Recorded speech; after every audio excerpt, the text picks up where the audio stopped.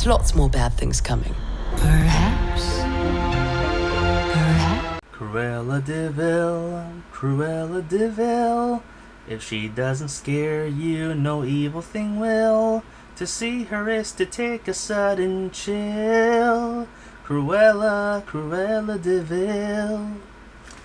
Hey everyone, I'm Sebastian from Cinemageddon Reviews, and here I am doing another first impressions video, this time for Cruella. Now, don't you worry, there will be a regular Stories from the Wasteland episode about this movie, as well as one for A Quiet Place Part 2, which, yes, I have been looking forward to, and I'm very glad to see that it's finally here. But for now, I wanted to get my thoughts in on this movie first, because the movie just got out, and I have a lot of friends who want to see it.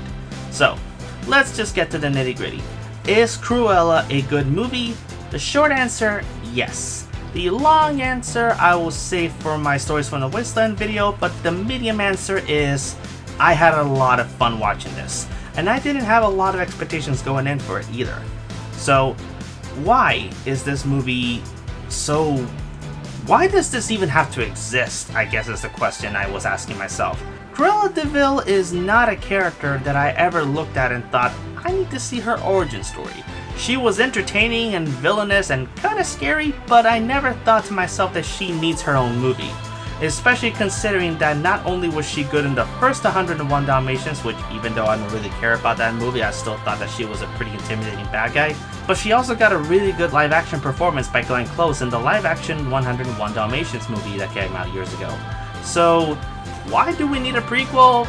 Well, Disney is Disney, and honestly, if you're gonna make a movie that's not necessary but it's still interesting in some capacity, might as well go ahead and do so regardless of what the internet is gonna be saying about it.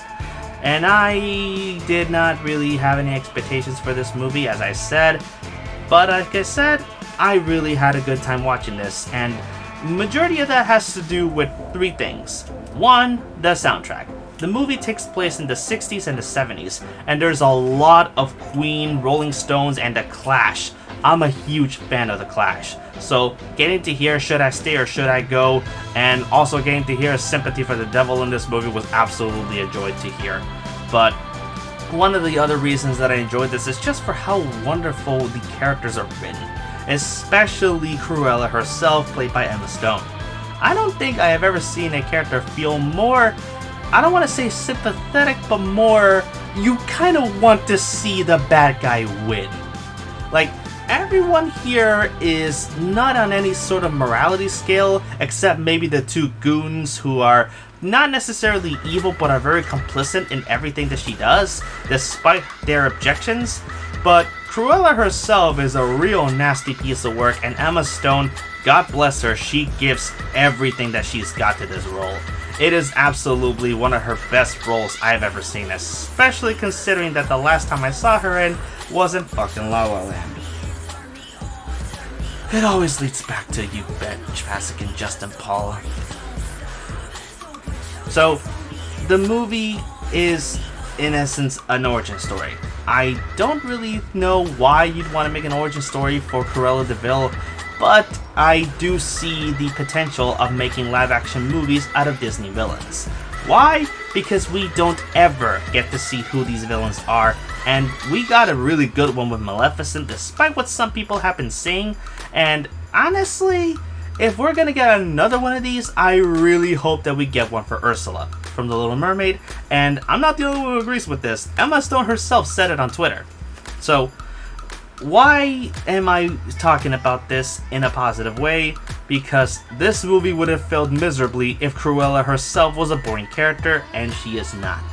She is extremely evil, but not merciless to the point where you can't really sympathize with her. She's not Homelander, but she's also not Henry Cavill in Man of Steel.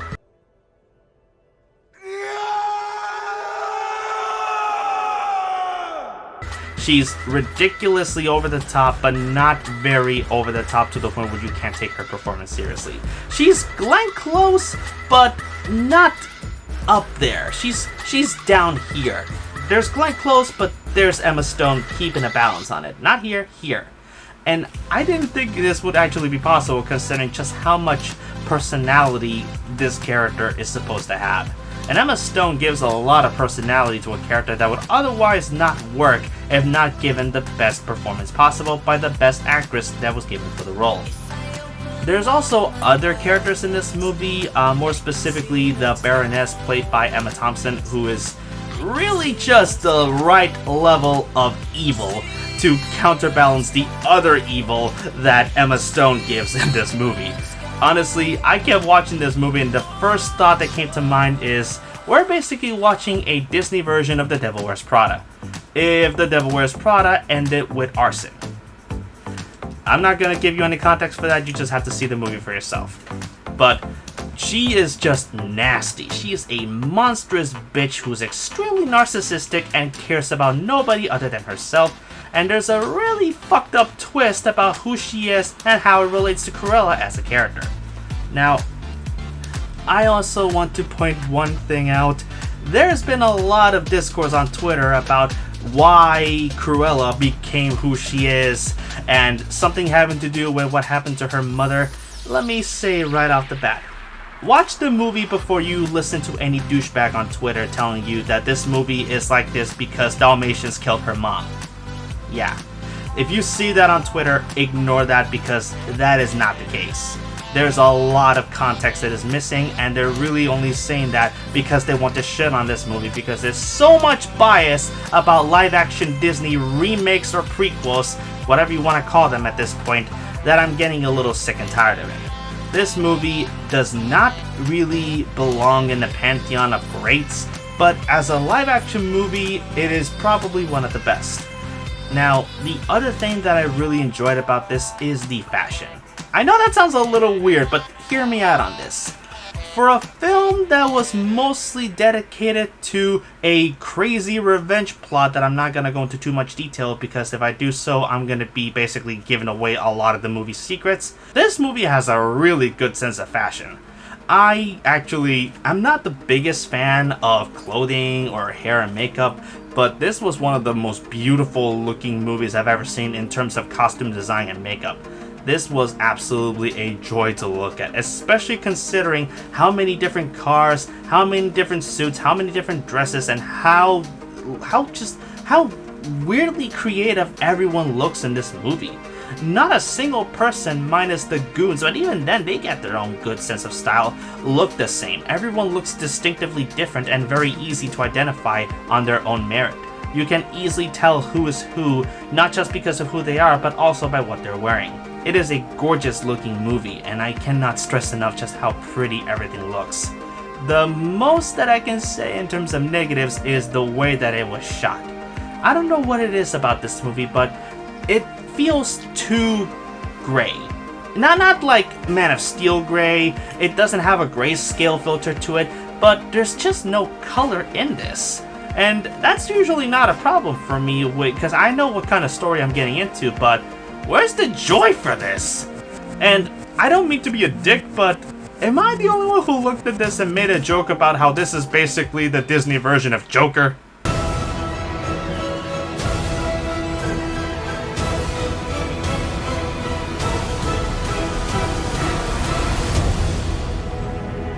Send in the clowns.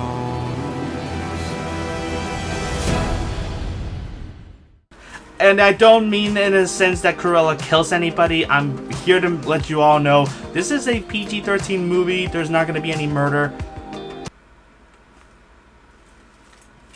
I've been talking for too long. I will say, however, that it feels a little too familiar. I honestly looked at this and thought, why does this character look like she and Arthur Fleck would get along wonderfully? And that's a little bit of a problem that I had here, is that I don't mind that they gave Cruella an origin story. I just wish that they went a little bit more creative with how they did it.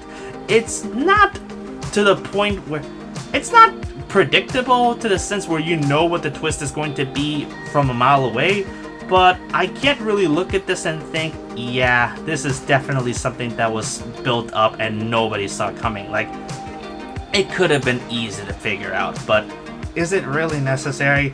Like, what does that add for the movie? And if you saw the movie, you know exactly what I'm talking about. The movie feels like it wants to be original and creative, and it is, and it does, but there are many times where the story feels a little too formulaic and a little too familiar for my taste.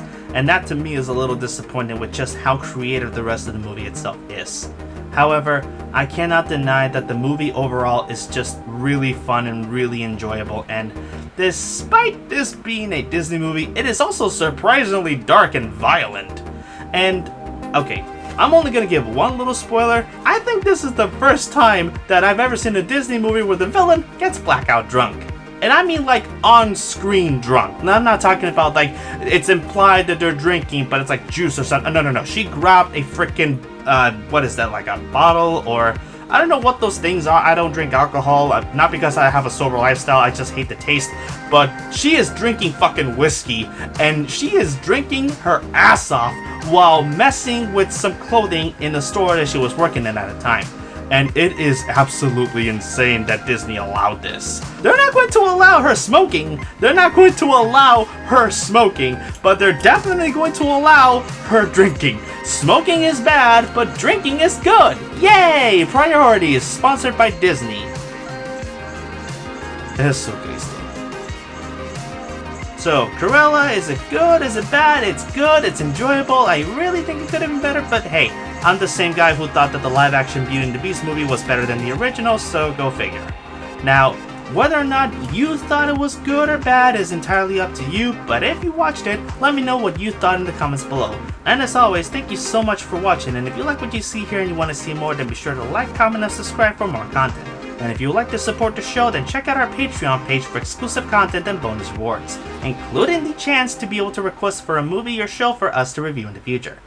As always, I'm Sebastian from Cinemageddon Reviews signing out, and I'll see you on the wasteland.